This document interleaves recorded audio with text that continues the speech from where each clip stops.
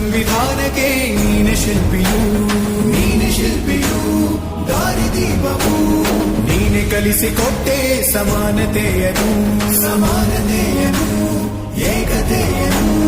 ರಾಷ್ಟ್ರ ಸಂವಿಧಾನಕ್ಕೆ ನೀನೆ ಶಿಲ್ಪಿಯು ನೀನೆ ಕಲಿಸಿಕೊಟ್ಟೆ ಸಮಾನತೆಯನು ನಿನ್ನ ಲೇಖನಿಯ ಬರಹ ದೇಶ ಖರ್ಚನೆ ಒಂದು ಮಾತು ಕೂಡ ಭೀಮ ಗರ್ಜನೆ ನಾಯಕ ನೀನು